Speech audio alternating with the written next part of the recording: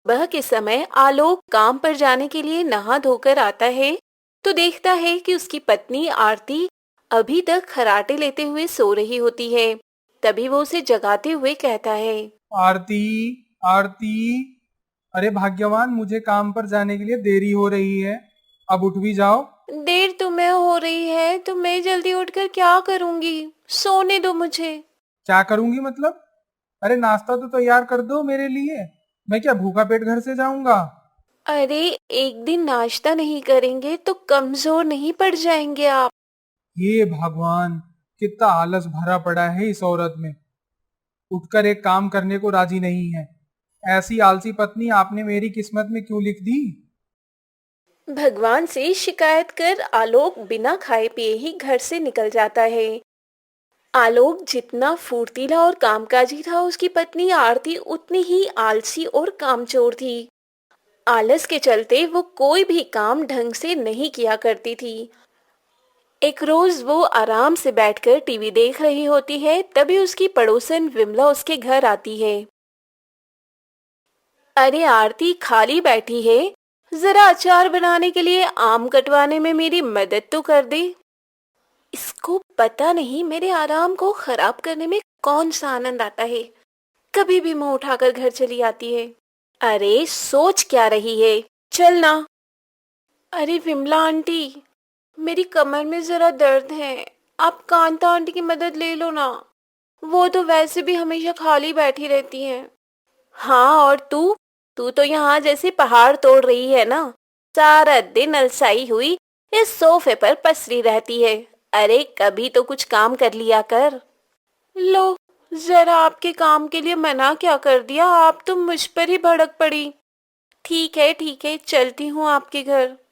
ये हुई ना बात। अरे आलसी इंसान का सबसे बड़ा दुश्मन होता है।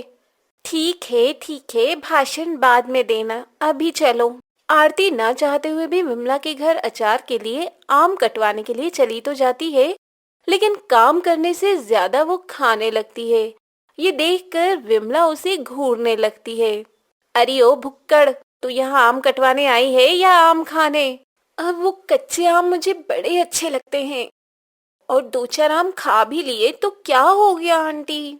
लगता है इसे बुलाकर ही गलती कर दी मैंने। ऐसे तो बना लिया मैंने आम का अचार। विमला आरती को वहां से भेज देती है तो उसके घर से निकलते हुए आरती अंगड़ाई लेते हुए कहती है। आह, काम ऐसा करो कि आगे से कोई काम ना करवाए। अब आराम से जाकर टीवी देखूंगी। बड़ी आई मुझसे काम करवाने वाली। विमला ये बात आलोक को बताती है तो वहीं आलोक भी अपनी आलसी पत्नी से परेशान रहा करता है। एक रोज आलोक बाजार से सब्जी लेकर थका हारा घर आता है। लो भाग्यवान, ले आया हूँ सब्जी। अब जल्दी से खाना बना दो, बड़ी भूख लग रही है। जब सब्जी लाए हो तो लगे हाथ काट भी दो इसे। आलस पने की भी हद होती है।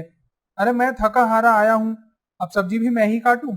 अरे तो क्या हो गया, सब्जी काट देंगे तो क्या ही बिगड़ जाएगा तुम्हारा?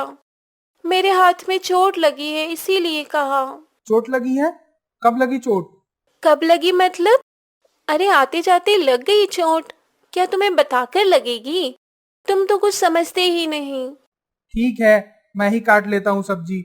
क्या मुसीबत है। जहां आलोक काम करता है तो वहीं आरती बहाना बनाकर आराम। बीतते समय के साथ आरती की सास सुरेखा गांव से आती है तो अपनी बहू का आलसपना देखकर हैरान रह जाती है और आलोक से कहती है। कोई बात नहीं बेटा, तो देख तेरी इस आलसी पत्नी से मैं कैसा गधा मजदूरी करवाती हूँ। अगले दिन रोज की तरह ही आरती देर तक सो रही होती है। सुबह हो गई है, जा जाकर नाश्ता बना। मैं? नहीं तो क्या मैं? अरे आलोक के काम पर निकलने का समय हो रहा है, उसे नाश्ता बनाकर नहीं देगी क्या? उठ जल्दी। हाँ हाँ, जाती हूँ। आरती रसोई में जाती है और जैसे तैसे नाश्ता बनाती है, जिसके बाद पूरे दिन सुरेखा उससे कोई न कोई काम करवाती ही रहती है। पोछा लगाते हुए आरती थक कर बैठ जाती है। माँ जी, मैं थक गई, अब और काम नहीं होगा। बस इतने से मैं ही थक गई बहू। अरे जब सारा दिन आलसियों की तरह बस खाना पीना और सोना करेगी तो काम करने में थकेगी ही ना। देख खुद को, हमेशा बैठे रहने से कितनी मोटी हो गई है तू। मोटी? और मैं? कहाँ से माँ जी? कहाँ से नहीं हो रही है ये पूछ। अरे आलस करना स्वास्थ्य के लिए अच्छा नहीं होता बहू। अरे काम करने से शरीर में फुर्ती बनी रहती है और फुर्तीली रहेगी ना तो इतनी जल्दी नहीं थकेगी। सुरेखा की ये सारी बातें आरती के दिमाग में घूमती रहती है, इसलिए वो अब घर के कामों में खुद को व्यस्त करने की कोशिश करती है। ये देखकर अब आलोक को कोई भी दिक्कत नहीं रहती।